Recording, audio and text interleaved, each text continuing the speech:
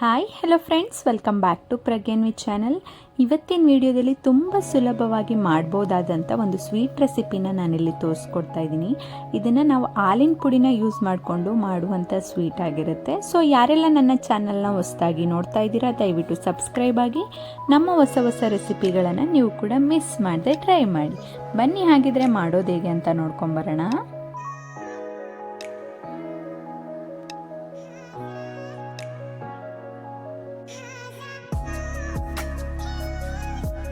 ಮೊದಲಿಗೆ ನಾನಿಲ್ಲಿ ಒಂದು ಪ್ಯಾನ್ ತೆಗೆದುಕೊಂಡಿದ್ದೀನಿ. ಅದಕ್ಕೆ ನಾನಿಲ್ಲಿ 1 ಕಪ್ ಮೆಜರ್ಮೆಂಟ್ ನೋಡಿಕೊಂಡು ಹಾಲಿನ ಪುಡಿನ ಸೇರಿಸ್ಕೊಂಡಿದ್ದೀನಿ. ಹಾಲಿನ ಪುಡಿ ಸೇರಿಸಿದ ನಂತರ ಮೀಡಿಯಮ್ ಫ್ಲೇಮ್ ಅಥವಾ ಲೋ ಫ್ಲೇಮಲ್ಲಿ ಇಟ್ಕೊಂಡೇ ಆ ಪುಡಿಯನ್ನು ಚೆನ್ನಾಗಿ ರೋಸ್ಟ್ ಮಾಡ್ಕೋಬೇಕು.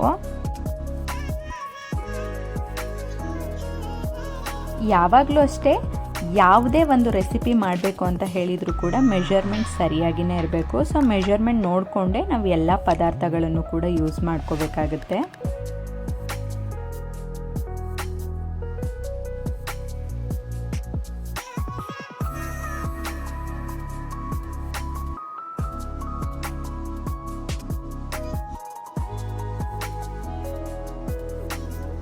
ನೋಡಿ, ನೀವು ನೋಡ್ತಾ ಇರ್ಬೋದು, ಇದು ಸ್ವಲ್ಪನೇ ಕಲರ್ ಚೇಂಜ್ ಆಗ್ತಾ ಇದೆ. ಇದು ಬ್ರೌನಿಷ್ ಕಲರ್ ಬರೋವರೆಗೂ ಕೂಡ ನಾವು ಬಾಡಿಸ್ಕೊಬೇಕಾಗತ್ತೆ.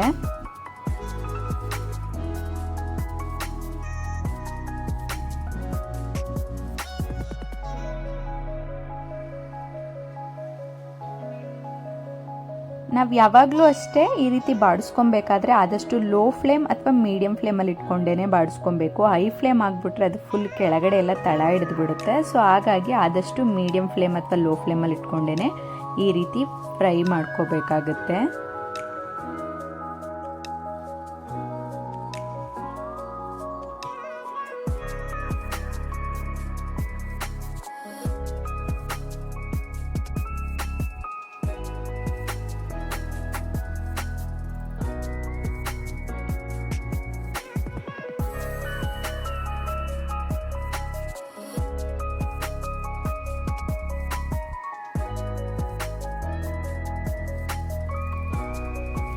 ನೋಡಿ, ಈಗ ಇಲ್ಲಿ ಕಂಪ್ಲೀಟಾಗಿ ನಮಗೆ ಕಲರ್ ಚೇಂಜಸ್ ಗೊತ್ತಾಗ್ತಾ ಇದೆ. ನಾವು ಫಸ್ಟ್ ಹಾಕಿದಾಗ ಅದು ವೈಟ್ ಇತ್ತು, ಈಗ ಅದನ್ನು ಚೆನ್ನಾಗಿ ರೋಸ್ಟ್ ಮಾಡಿದ್ಮೇಲೆ ಸ್ವಲ್ಪ ಬ್ರೌನಿಷ್ ಕಲರ್ ಆಗಿ ಬರ್ತಾ ಇದೆ.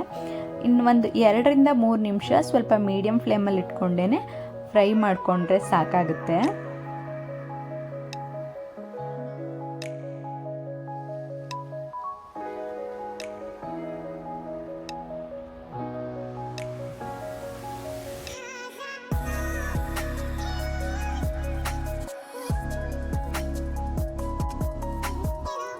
ನೋಡಿ, ಈಗ ಇದು ಕಂಪ್ಲೀಟಾಗಿ ಬ್ರೌನ್ ಕಲರ್ ಬಂದಿದೆ. ಇಷ್ಟಿದ್ರೆ ಸಾಕು. ನಂತರ ನಾನು ಯಾವ ಕಪ್ಪಲ್ಲಿ ಹಾಲಿನ ಪುಡಿನ ತೆಗೆದುಕೊಂಡಿದ್ದೆ ಅದೇ ಕಪ್ಪಿನ ಮೆಜರ್ಮೆಂಟ್ ನೋಡಿಕೊಂಡು ನಾನಿಲ್ಲಿ ಹಾಲನ್ನು ಕೂಡ ಸೇರಿಸ್ಕೊತಾ ಇದ್ದೀನಿ. ನಾನು ಈ ಹಾಲನ್ನು ಮೊದಲೇ ಬಾಯ್ಲ್ ಮಾಡಿ ಇಟ್ಕೊಂಡಿದ್ದೆ. ಸೊ ಹಾಗಾಗಿ ಸ್ವಲ್ಪ ಅದನ್ನು ಆರಿಸಿಟ್ಕೊಂಡು ನಂತರ ಇದಕ್ಕೆ ಸೇರಿಸ್ಕೊತಾ ಇದ್ದೀನಿ. ಸ್ವಲ್ಪನೇ ಹಾಲನ್ನು ಸೇರಿಸ್ಕೊಂಡು ಕೂಡ ನಾವು ಇದನ್ನು ಮಿಕ್ಸ್ ಮಾಡ್ಕೊಬೇಕಾಗುತ್ತೆ. ಒಂದೇ ಸಲ ಎಲ್ಲ ಹಾಲನ್ನು ಕೂಡ ಸೇರಿಸ್ಕೊಂಡ್ಬಿಟ್ರೆ ಫುಲ್ ತೆಳುವಾಗಿಬಿಡುತ್ತೆ. ಸೊ ಕನ್ಸಿಸ್ಟೆನ್ಸಿ ನೋಡಿಕೊಂಡೇ ನಾವಿಲ್ಲಿ ಹಾಲನ್ನು ಸೇರಿಸ್ಕೊಬೇಕು. ನಾನು ಮೊದಲೇ ಇದೇ ಕಪ್ಪಿನ ಮೆಜರ್ಮೆಂಟಲ್ಲಿ 2 ಕಪ್ಪಷ್ಟು ಹಾಲಿನ ಪುಡಿನ ಸೇರಿಸ್ಕೊಂಡಿದ್ದೆ. ಅದೇ ಕಪ್ಪಿನ ಮೆಜರ್ಮೆಂಟಲ್ಲಿ 1.5 ಕಪ್ಪಷ್ಟು ಹಾಲನ್ನು ತೆಗೆದುಕೊಂಡ್ರೆ ಸಾಕಾಗುತ್ತೆ. ನಾವೀಗ 2 ಕಪ್ಪಷ್ಟು ಹಾಲಿನ ಪುಡಿಗೆ 2 ಕಪ್ಪಷ್ಟು ಹಾಲನ್ನು ಸೇರಿಸ್ಕೊಂಡ್ರೆ ತುಂಬ ತೆಳುವಾಗಿಬಿಡುತ್ತೆ. ಸೊ ಹಾಗಾಗಿ ನೋಡಿಕೊಂಡು ನಾವು ಹಾಲನ್ನು ಕೂಡ ಸೇರಿಸ್ಕೊಬೇಕು.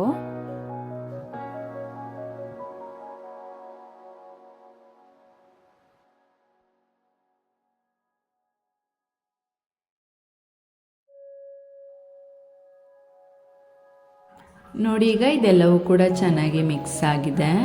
ನಂತರ ಇದಕ್ಕೆ ನಾನು 3/4 ಕಪ್ಪಷ್ಟು ಸಕ್ಕರೆನೂ ಕೂಡ ಸೇರಿಸ್ಕೊತಾ ಇದ್ದೀನಿ.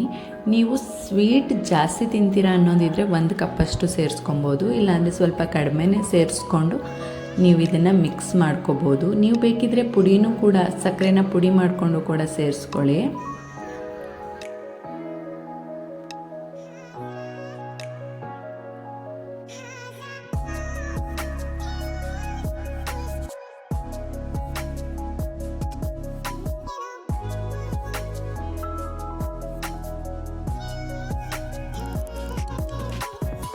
ಹಾಗೆಯೇ ನಾನಿಲ್ಲಿ 1 ಟೇಬಲ್ ಸ್ಪೂನಷ್ಟು ತುಪ್ಪನೂ ಕೂಡ ಸೇರಿಸ್ಕೊಂಡಿದ್ದೀನಿ. ತುಪ್ಪ ಬೇಕಿದ್ರೆ ಆ್ಯಡ್ ಮಾಡ್ಕೋಬೋದು, ಇಲ್ಲಾಂದರೆ ಸ್ಕಿಪ್ ಕೂಡ ಮಾಡ್ಕೋಬೋದು. ನಂತರ ಈ ತುಪ್ಪ ಎಲ್ಲವನ್ನು ಕೂಡ ಚೆನ್ನಾಗಿ ಮಿಕ್ಸ್ ಮಾಡ್ಕೊತಾ ಇದ್ದೀನಿ. ನೋಡಿ, ಈಗ ಇದು ಎಲ್ಲವೂ ಕೂಡ ಚೆನ್ನಾಗಿ ಮಿಕ್ಸ್ ಆಗಿದೆ. ನಂತರ ನಾನಿಲ್ಲಿ ಒಂದು ಸ್ಟೀಲ್ ಪ್ಲೇಟ್ಗೆ ಸ್ವಲ್ಪ ತುಪ್ಪನ ಹಚ್ಚಿ ಅದಕ್ಕೆ ಈ ಸ್ವೀಟಿನ ಪುಡಿ ಏನಿದೆ ಅದನ್ನು ನಾನು ಇದಕ್ಕೆ ಸೇರಿಸ್ಕೊತಾ ಇದ್ದೀನಿ.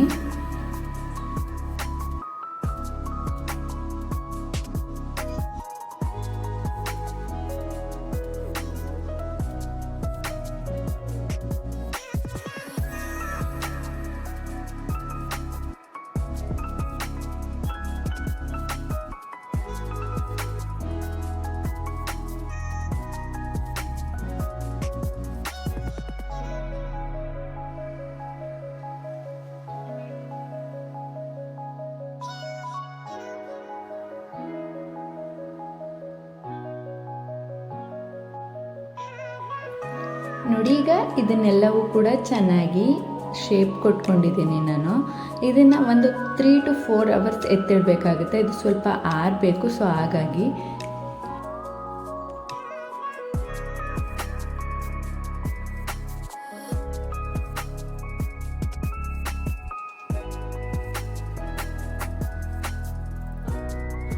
ನೋಡಿ, ಈಗ ಇದು ಕೂಲ್ ಕೂಡ ಆಗಿದೆ. ಈಗ ನಾನು ಇದನ್ನು ಒಂದು ಸ್ಪೂನಿನ ಸಹಾಯದಿಂದ ತೆಗಿಯಕ್ಕೆ ನೋಡ್ತಾ ಇದ್ದೀನಿ. ನೋಡಿ, ತುಂಬಾ ಸ್ಮೂತಾಗಿ ಬರ್ತಾ ಇದೆ.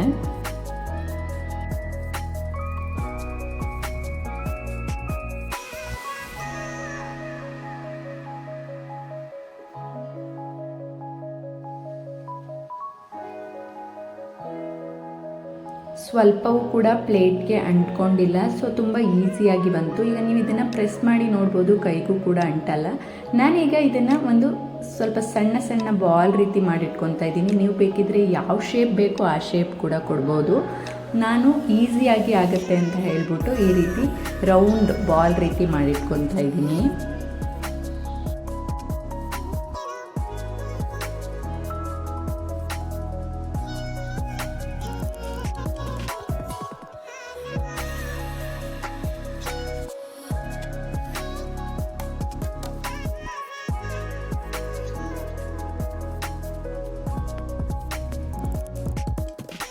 ನೋಡಿ, ಈಗ ಎಲ್ಲವನ್ನು ಕೂಡ ಸಣ್ಣ ಸಣ್ಣ ಬಾಲ್ ರೀತಿ ಮಾಡಿಟ್ಕೊಂಡಿದ್ದೀನಿ. ನಂತರ ನಾನು ಇದಕ್ಕೆ ಸ್ವಲ್ಪ ಸಕ್ಕರೆನ ಪುಡಿ ಮಾಡಿ ಇದರ ಮೇಲ್ಗಡೆ ಸ್ವಲ್ಪ ಹಚ್ಚಿದ್ರೆ ಸ್ವೀಟ್ ತುಂಬಾ ಟೇಸ್ಟಿಯಾಗಿರುತ್ತೆ. ಸೊ ಹಾಗಾಗಿ ನಾನು ಒಂದು 1/4 ಕಪ್ಪಷ್ಟು ಸಕ್ಕರೆನ ಗ್ರೈಂಡ್ ಮಾಡಿಟ್ಕೊಂಡಿದ್ದೆ.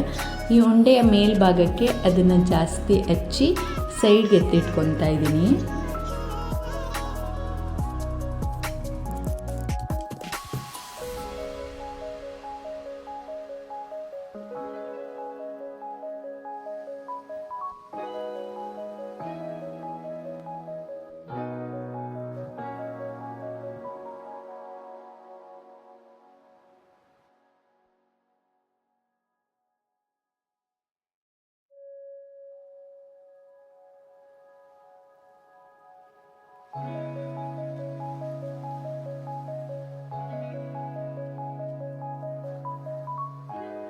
ನೋಡಿ, ಈಗ ನಾನು ಪ್ರತಿಯೊಂದು ಉಂಡೆಗೂ ಕೂಡ ಸಕ್ಕರೆ ಪುಡಿನ ಹೆಚ್ಕೊಂಡಿದ್ದೀನಿ.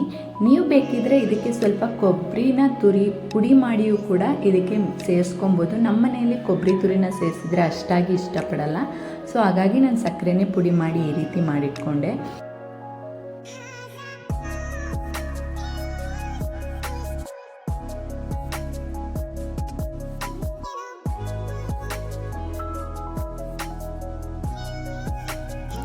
ನೋಡ್ತಾ ಇದ್ದೀರಲ್ವಾ, 2 ಕಪ್ ಹಾಲಿನ ಪುಡಿ ಇದ್ದರೆ ಎಷ್ಟು ಸುಲಭವಾಗಿ ಈ ಸ್ವೀಟ್ನ ಮಾಡ್ಕೋಬೋದು ಅಂತ.